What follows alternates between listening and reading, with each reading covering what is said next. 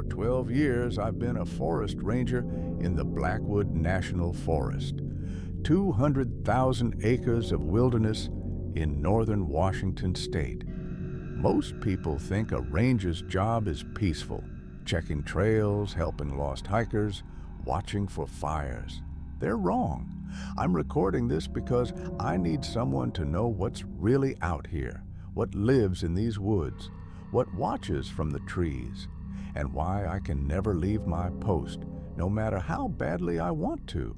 This isn't about bears or mountain lions. This is about something else.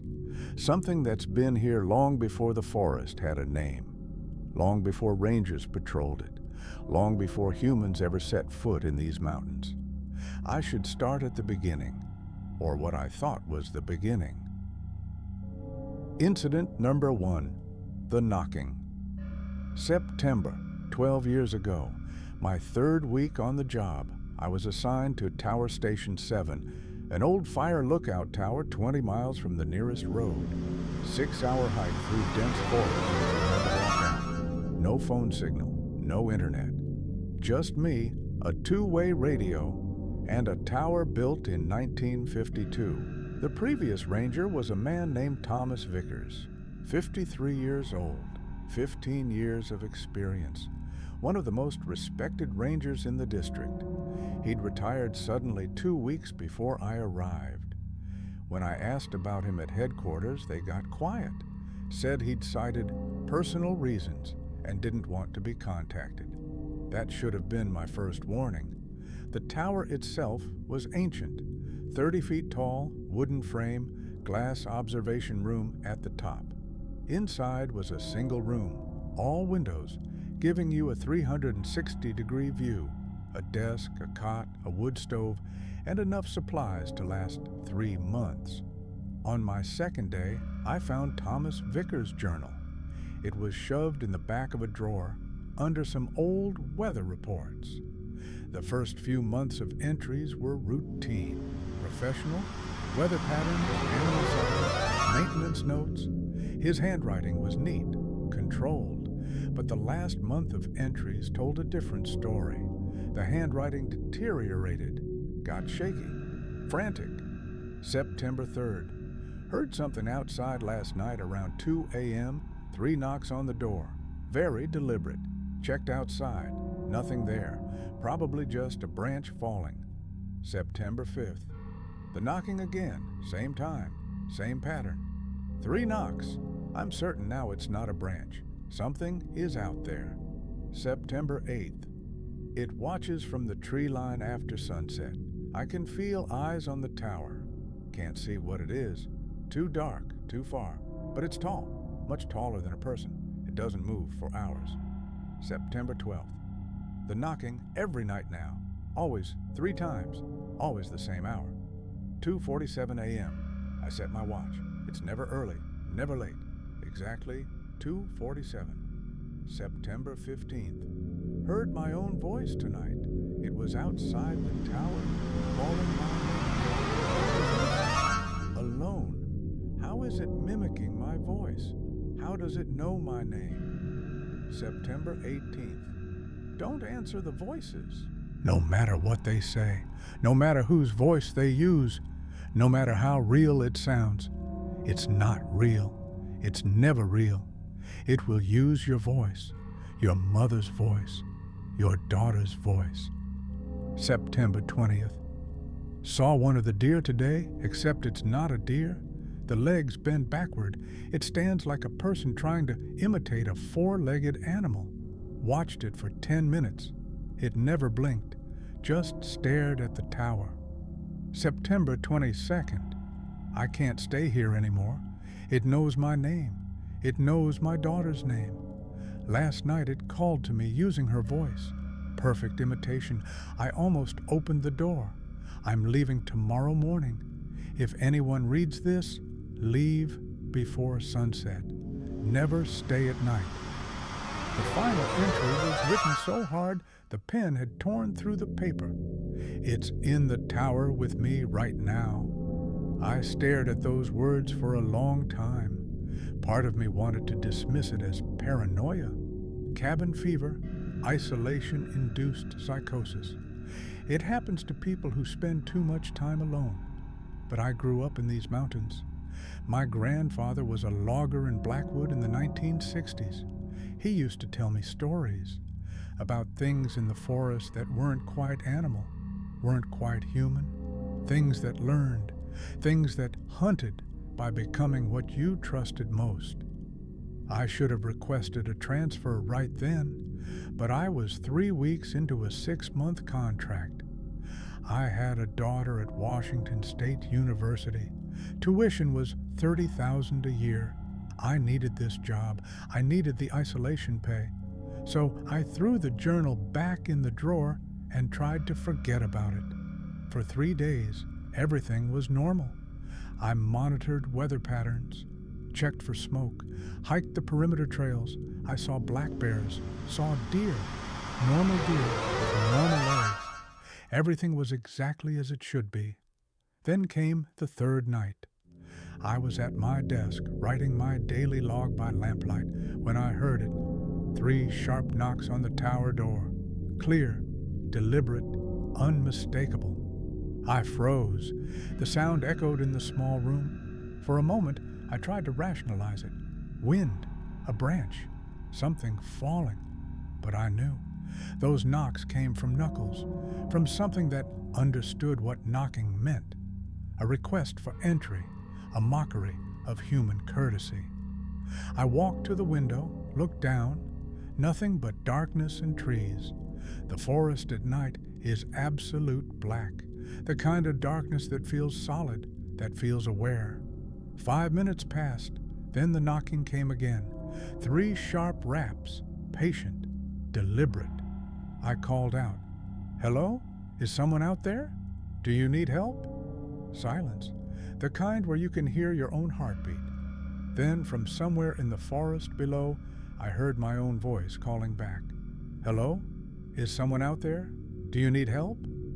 Perfect mimicry, every word, every inflection, my exact voice coming from the darkness. I stepped back from the window. My rifle was leaning by the door. I grabbed it, loaded it with shaking hands. The voice came again, closer now, at the base of the tower. "Dimitri. Need help, Dimitri? Please, please, open the door." How did it know my name? I'd been alone for 3 weeks. I'd never said my name out loud, never radioed it in.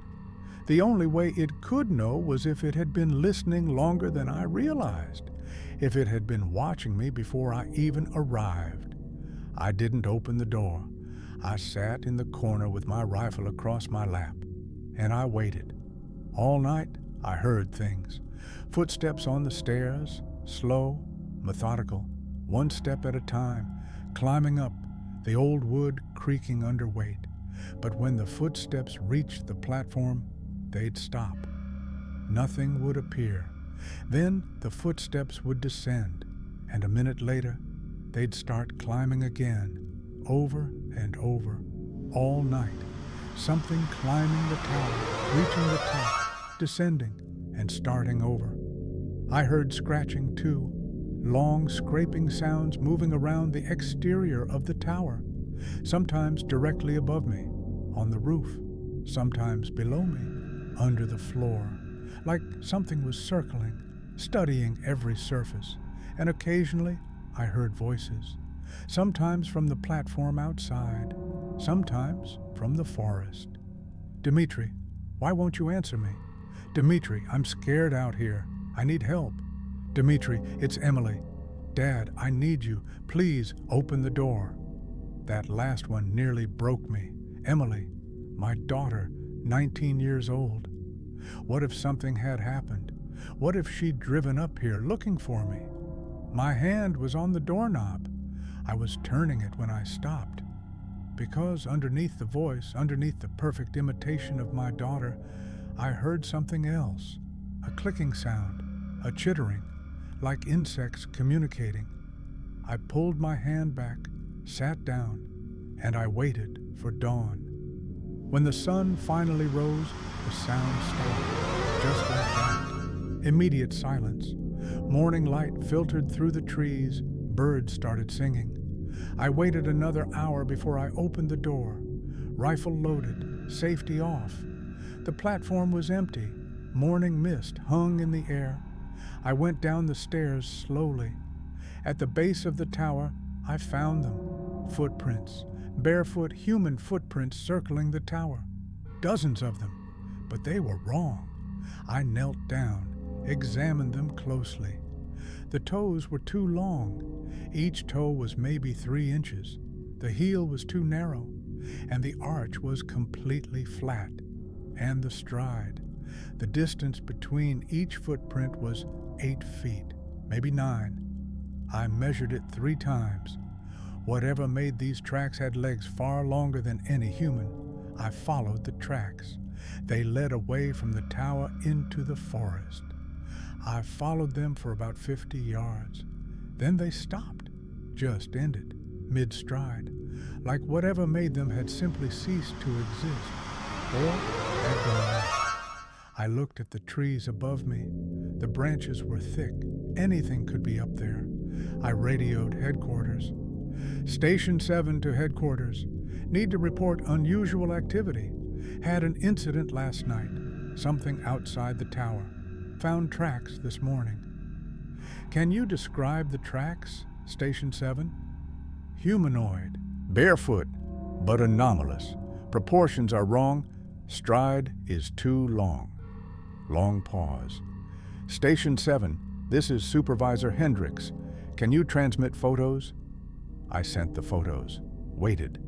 The radio was silent for almost 10 minutes. Station 7, we've reviewed the imagery. Our assessment is likely black bear. They can leave unusual prints. As for the vocalizations, bears can sound remarkably human.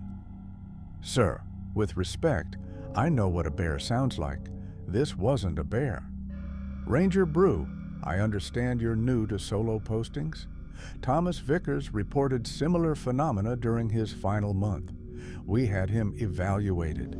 Diagnosis was isolation-induced paranoia. It's not uncommon. I'm fine, sir. Good. Maintain your scheduled duties. Station 7 out. They didn't believe me. Or worse, they did believe me and were lying. I spent that afternoon checking the perimeter. I found scratches on trees, deep gouges in the bark, 8 feet off the ground, and carved into a pine tree near the tower. We know you're here now. I photographed everything, sent it to headquarters, got the same response. Probably hikers, probably vandalism. That night, I didn't sleep. I sat with my rifle and watched the windows. It didn't come. The forest was silent, too silent.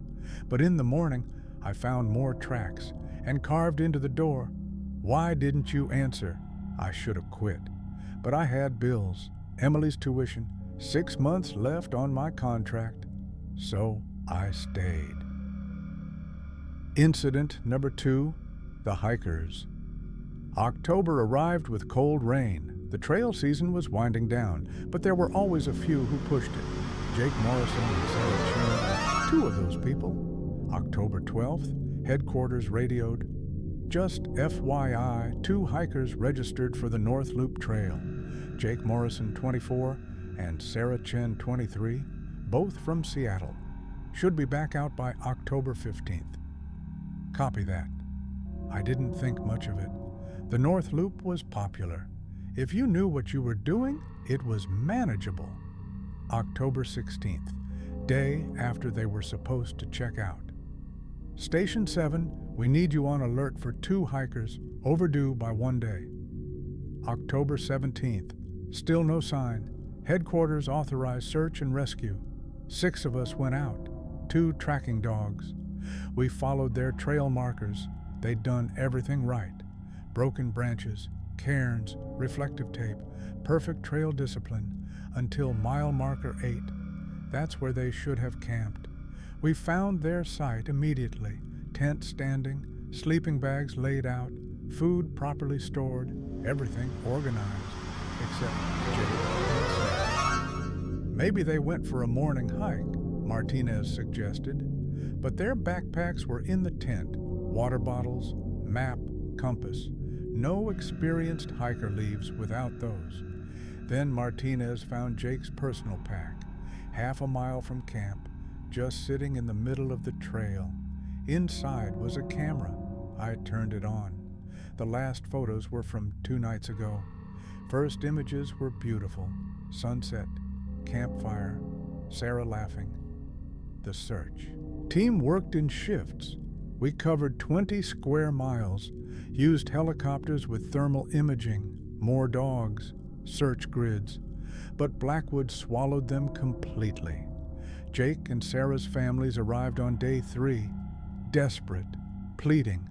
I had to look Jake's mother in the eyes and tell her we'd found nothing, not even a scrap of cloth. She asked me how 2 experienced hikers could just vanish. I couldn't tell her the truth, that her son had walked willingly into something that wasn't real, that he'd chosen it, that he'd seen something so beautiful in his mind that reality couldn't compete. Then they changed, one taken at dusk, showing the forest behind their tent. In the darkness between the trees, barely visible, was a shape, tall, maybe 7 feet, standing perfectly still. Next photo, closer, just at the edge of the firelight. You could see it was humanoid, but the proportions were wrong. Arms too long. Next photo, even closer, like someone had taken a human and stretched it. The head was tilted at an angle that should have broken the neck. Several photos were blurry, shaky. Then one clear shot, taken from inside the tent. Something pressed against the mesh. A hand, but it had too many fingers. 8, all the same length, all ending in points. The camera had been recording audio. I hit play, heavy breathing. Jake's voice. Sarah, are you seeing this? Sarah's voice. I see it. What is it? I don't know. It's just standing there. Silence. Then Sarah again, her voice changing, getting softer. It's doing something, making shapes, like it's showing us something. Jake's voice, also dreamy now. I see it too. It's showing me places. Beautiful places deep in the forest. Places where everything makes sense. It's showing me my mother who died when I was 7. She's there, waiting for me. It knows everything about us, everything we've lost, and it's offering to take us there. Sound of tent zipper, movement. Jake, should we tell someone? There's a ranger at Tower 7, Dimitri. He'll understand. It showed me. He sees things too. Then Sarah's voice, clear, direct. Dimitri Brew, if you find this, don't look for us. Where we're going is better. The forest takes care of its own. And you need something too, don't you? The forest will show you, just like it showed us. How did she know my full name? I'd never met them. The recording ended with footsteps walking away. Then Sarah's voice, distant. Thank you for showing us. We searched for 6 more days. Found nothing, just tracks. The same wrong tracks. And Jake and Sarah's boot prints, following them willingly. The tracks went up a tree and disappeared. That night, I heard singing. 2 voices harmonizing. I looked out. 2 figures at the tree line, dancing. From a distance, they looked exactly like Jake and Sarah. Through binoculars, I saw the truth. Skin translucent, eyes completely black. They waved at me, then walked into the forest. Reported it. Headquarters said I was hallucinating. Stress. Incident for 3, the deer. November brought snow and the deer. I started seeing them everywhere, standing at clearings, watching the tower. They looked normal from a distance, but through binoculars, they were wrong. Legs bent backward, necks too long, eyes that never blinked. I watched one for 2 hours. It just stood in the meadow below, staring up at me. Then it opened its mouth. Human words came out, a woman's voice. "Dimitri, come down. It's safe now. We've been waiting for you." The deer's mouth didn't move. The voice came from inside it. I turned off my lights, locked the door, sat in the dark. All night, voices called from the meadow. "Dimitri, Emily is here." "Dimitri, your father is waiting. He wants to explain why he left." That hurt. My father left when I was 8. I'd spent 30 years wondering why. Now something was offering me answers. I almost opened the door, but I remembered my grandfather's warnings. By morning, the voices stopped. Where the deer had stood, the grass was dead, a perfect circle, brown, withered. Headquarters sent a biologist. She examined it. "This soil is dead, not depleted, dead. No microbial activity, like something sucked all the life out." She left quickly, requested a transfer. That night, dozens of deer surrounded the tower, and in the center, something tall, 8 feet, too thin. It pointed at me. The deer circled the tower all night, singing. By morning, carved in the dirt, "You belong here?" I tried to quit. They said no. 2 months left. If I abandoned my post, I'd lose everything. So I stayed. Incident number 4, the children. December, deep snow. I was hiking when I heard children laughing. I followed the sound to a clearing I'd never seen before.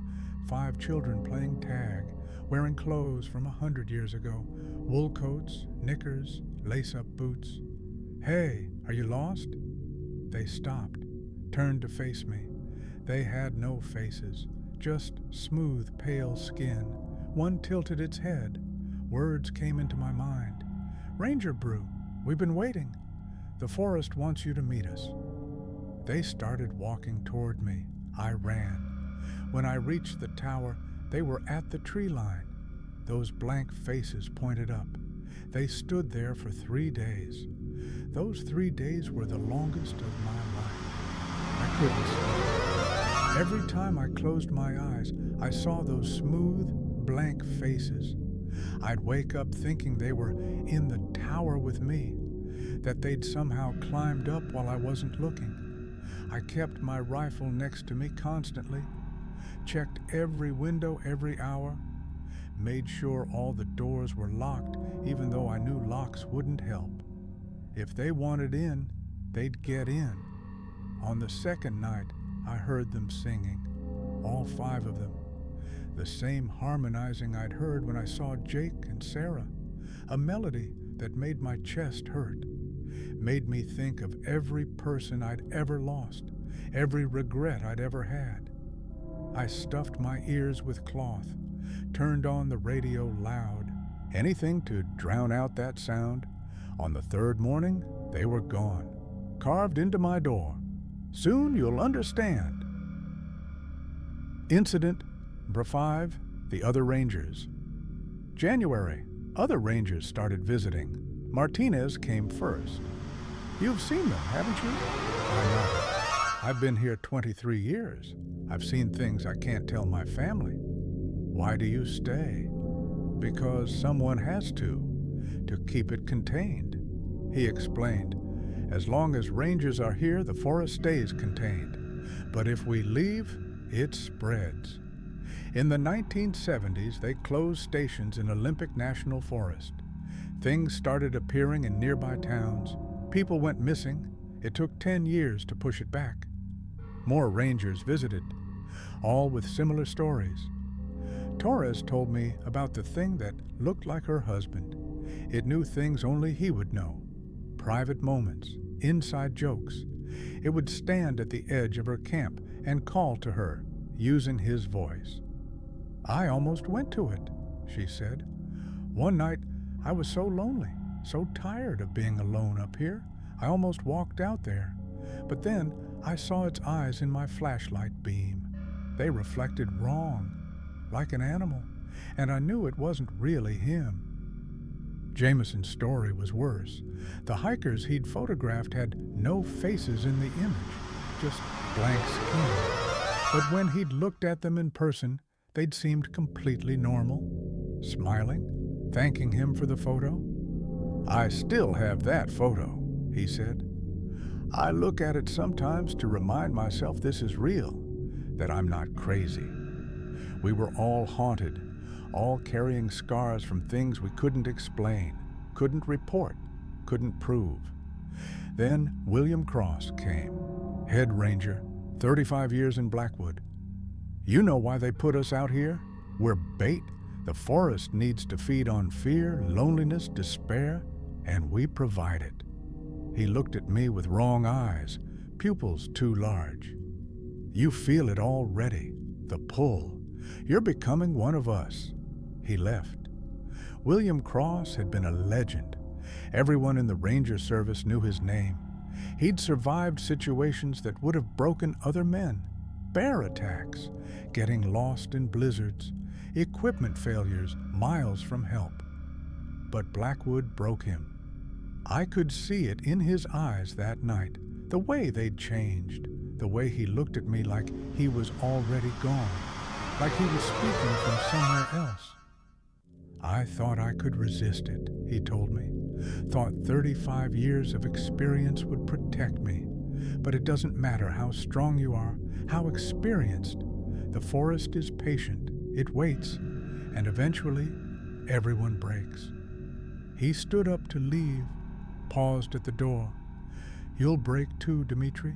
Maybe not this year, maybe not next year, but you'll break. And when you do, you'll understand. You'll understand why some of us choose to walk into the trees, why we don't fight it anymore." Those were the last words he said to me. A week later, his tower burned. 2 weeks later, his tower burned down. They found his badge nailed to a tree. It knows all our names. That night, I saw him at the tree line, eyes completely black. He waved, walked into the forest. Incident number 6, the truth. Last week, I found a cave on my patrol. Massive. I'd never seen it before. I went inside. The cave went impossibly deep. Walls covered in carvings, dates, names, 1823, trappers, all marked taken, 1902, an entire lumber camp, 1956, every ranger who'd been stationed at Tower 7. I went deeper into the cave than I should have. The logical part of my brain screamed at me to turn back, but I had to see, had to know. The carvings got more detailed the deeper I went. They showed figures, tall, thin figures with too many limbs. They showed people walking into trees, people changing, people becoming part of something larger. And there were messages carved in different languages: English, Spanish, French. Languages I didn't recognize, all saying the same thing. We are the forest. The forest is us. Join us, become us. At the very back of the cave, I found something that made my blood freeze. A mirror, a huge mirror, maybe 10 feet tall, carved into the stone itself. I looked into it, and I saw myself, but not as I was. I saw myself as I would become. Eyes black, skin translucent, standing among trees that weren't quite trees, part of something vast and hungry and ancient, and I was smiling. Recent names: Thomas Vickers, Jake Morrison, Sarah Chen, William Cross. At the end, freshly carved Dmitri Brew, 2024. I was on the list. I ran back, tried the radio. The radio was dead, phone dead, then a voice inside my head. You understand now, don't you? We are the forest. We've always been here. We feed on consciousness, and you've been feeding us well. I looked in the mirror. My eyes were changing, pupils spreading, skin translucent. No, I'm leaving. The voice laughed. Look outside. Hundreds of them, in the trees. Everyone ever taken. Try to leave. I walked for 6 hours, but the landmarks never changed, walking in circles. At dawn, I was back at Tower 7. Welcome home, Ranger. The radio crackled. My hand picked it up on its own. All clear, no incidents. I'm not alone anymore. They're inside me. At night, I stand at the tree line. I wait. And when new people come, I greet them, show them the forest. Because that's what rangers do.